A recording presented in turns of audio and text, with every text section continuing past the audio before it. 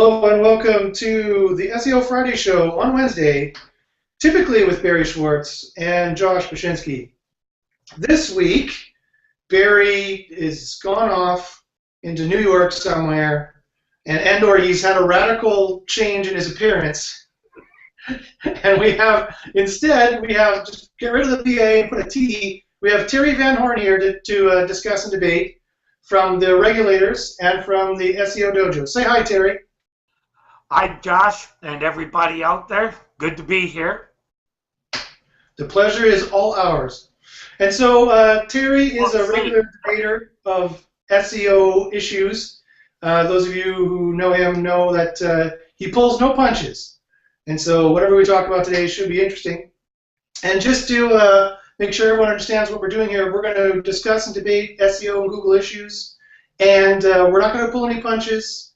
And we might argue sarcastically and facetiously. So we may play devil's advocate, and we may talk about stuff that maybe we don't even believe in.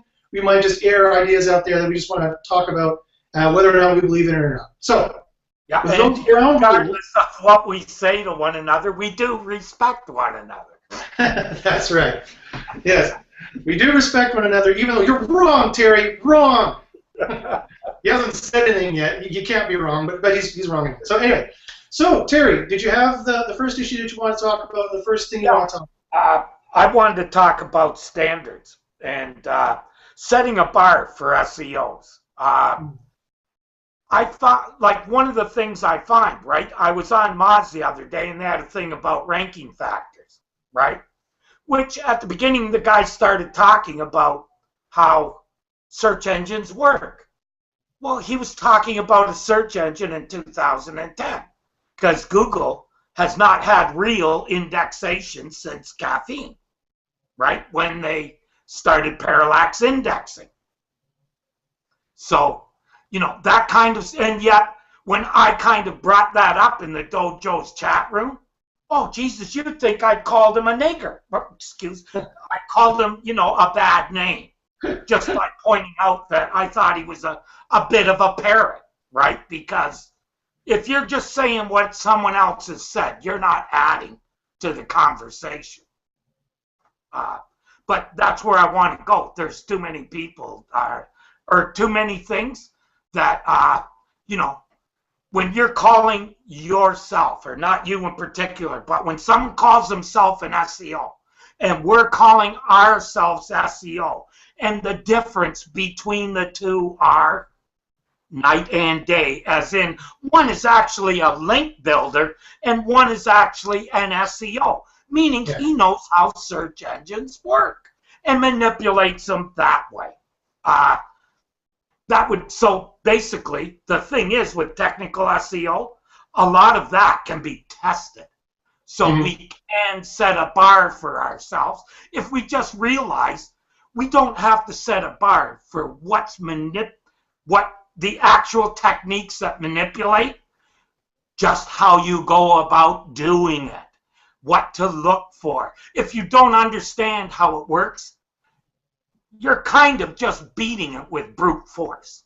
Yeah, but just to play devil's advocate, Terry, I mean, who really understands completely how it works? Who is going to get to determine what is an SEO and what is not an SEO in that particular case? I know you didn't want to talk about certifications, so I'm just going to bring this up and we can ignore the certification part. But that's the same issue in making kind of a SEO certification, is that who gets to set the standards of what is an SEO and what is not, and what is SEO as a practice and what is not? What I'm thinking, it works just like a lot of other things on the internet. All protocols, right? They have, you know, it's not just some guy up there, you know, pulling levers. They have actual groups that steer it, right? Steer the protocols.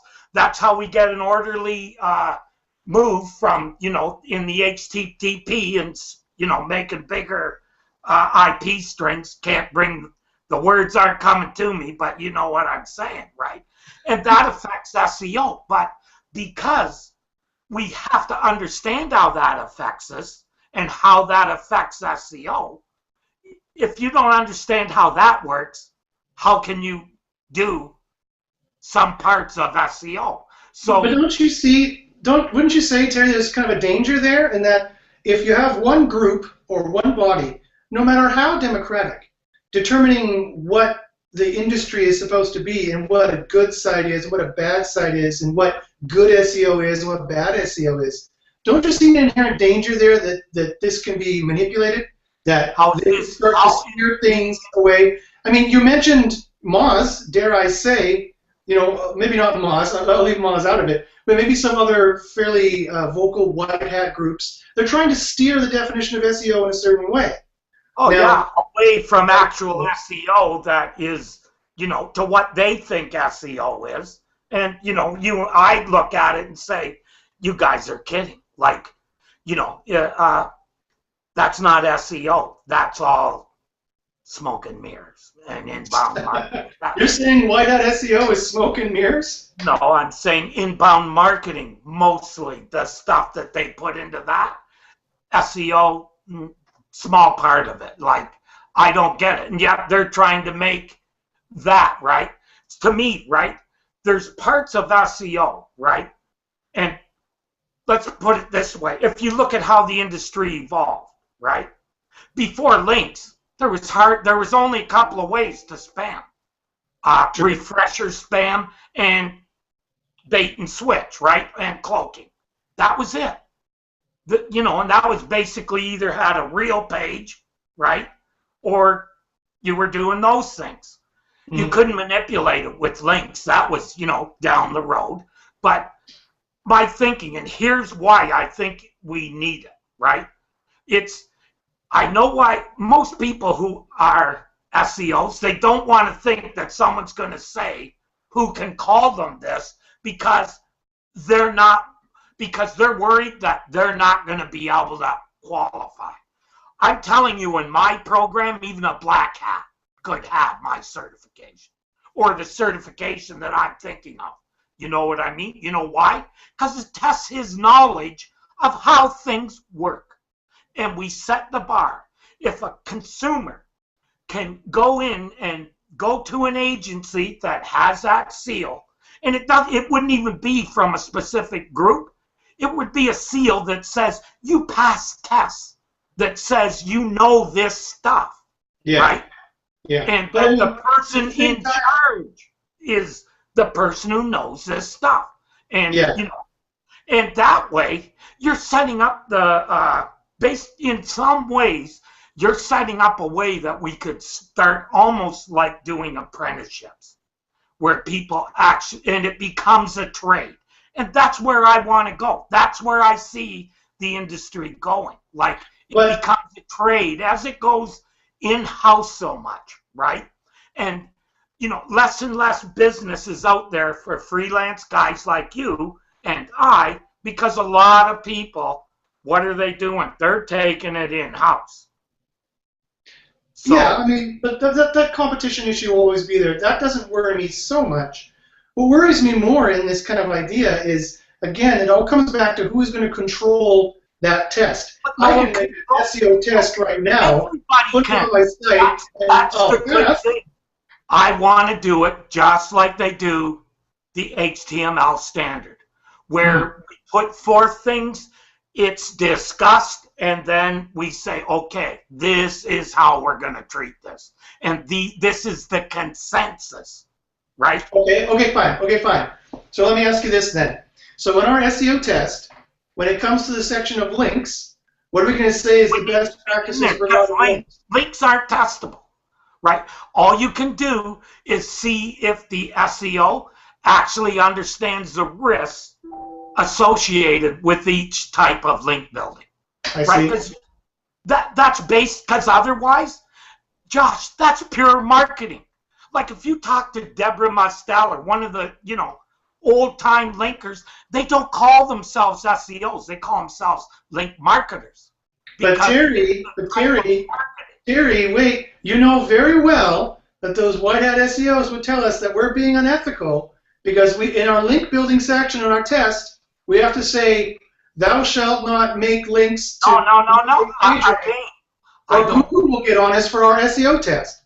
Okay, but here's the thing. I believe that every business, everybody, right, deserves the right to decide how they want to run their business, not the SEO, right, but them. So the SEO's job becomes, like a lawyer, to explain the risk, right? If I was, if you're going to do a business deal and it might be a little shady, or you know where I'm going, right? You want to go and assess the risk. So, I have no idea what you're talking about. I've never done anything shady in my life. But you know what I'm saying? When you're going to do something, everybody looks at the risk. That's what I think. They should. They should. All the SEO should have to do, because everybody deserves the kind of service they want. That's the bottom line. My first, like for me, right? My first job was in porn, right? Working in the porn industry. I drew the line. You're telling me it was in doing SEO for porn. Yeah. or whatever, acting in porn, whatever floats your boat. It was, but I drew the line. They wanted me to cloak, and I said, here's the risk, right? A, I won't write the program for you, and B, my advice to you would be not to do it. This was back in the days like where it wasn't necessary. These guys were in bottom floor. I explained that they were taking on, they did it anyways, and it got smacked. So, so, I don't want things to be exclusionary. What that does, right? If we set that bar, Josh, consumers then have something. They don't have to know everything because we've covered that for them, right? And Well, yeah. Consider this then. So on the one hand, I can see some pros and cons. On the one hand, if you decide to cut out what an SEO is going to be, essentially SEO risk mitigation is what you're talking about, which I think is good actually. And if you cut that out in a test or a certification and say, okay, here's a standard, then you're kind of defining what that's going to be in kind of a nebulous space right now where it's completely undefined or ill-defined, except for what Google wants to propagandize. I think the problem there, though, is that what could happen is that Google's going to look at that standard, however honest and however actually excellent it is, because risk mitigation is honest and actually excellent, and they're going to say, no, that's not what SEO is. SEO is making the best website possible and making it crawlable and all that bullcrap they say. Yeah, well, I'm sure that because of the way that their business gets affected negatively by SEOs, that there is some benefit to them to helping, right? They don't even have to say this or that. They just have to look at, especially the risk mitigation, right? They can say, nee, or they can say, yeah, we would more or less agree with that. Yeah. How much would that improve our whole business if you could, with the thumbs up on your site? I'm thinking the guys with the thumbs up on their site, if that's promoted properly in the right places, that's going to be good for that group that gets together and does it. That's my... I hear what you're saying. But I never see personally for me, I can never see a scenario in my head where Google would possibly endorse the kind of frank, honest, risk mitigation-based SEO standard that you're talking about. In order for them not to completely squash it, I think you would need to have a major kind of organization online support it, like the W3C or like Wikipedia. Like it's like the W3C's SEO standard or Schema.org's SEO standard, like some big kind of Tom Berners-Lee kind of an organization of SEOs, like, right? Because the organization of SEOs seems to be like the organization of plastic surgeons or the organization of chiropractors, kind of slightly shady, and you never really know what's going on. No offense to... Why should someone who doesn't really understand the business, right? Like, they don't really know our business. right? They know probably no more than the average person out there, or not much more, right? And I can tell you, I was in the group that the W3C spawned out of, the HTML Guild. Oh, yeah. Not going to happen ever that they would have any. I basically quit going there because I was not a popular guy. You, Terry? No. Yeah. Well, no, even then I was like, gentle with your demeanor. I was shiny white then. Like, then I thought it was actually bad if you spam, you know what I mean?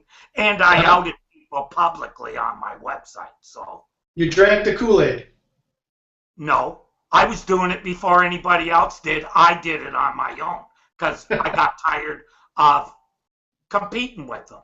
So I wanted, you know, people to know these guys what they're doing. And they were also teaching their ways. So I wanted people to understand why what they were doing was probably not a good thing to do unless you really understood what you were doing. That's what, and I'm sure you will agree that the worst thing that happens is when an SEO starts getting into black hat and doesn't really understand it. That's, yeah. I mean, that's a recipe for a big disaster. Or on the flip side, it's a good thing because then those clients come to me to clean everything up. Well, there you go. There's that too. I go with that one for sure. If it wasn't for Penguin, I'd be. Thank you very much, Terry. Thank you very much, Terry. That's been our 20-minute debate on the SEO Friday show, which happens on Wednesday. I don't know why it's called that. And this has been Josh Bashinsky and Terry Van Horn debating at you. Thanks again, Terry, for joining in. Do you have any last comments there, Barry? Or Terry, sorry? Nope. Just listen for more. It's coming. And all right. Well, I'm looking forward to this SEO certification. I don't know if I'll be able to pass the test. Yeah. Well, I'll definitely run it by you, Josh. All right. Look forward to SEO certification coming to you so we can bill you out of more money. No, I don't know. I don't know what you'll charge for it. Anyway, so thank you very much for listening, those listeners who are listening, and thanks, Terry, for participating. And this has been the SEO Friday show on Wednesday. Say bye, Terry. Bye-bye. Go make lots of money. We'll see you next week. Bye-bye.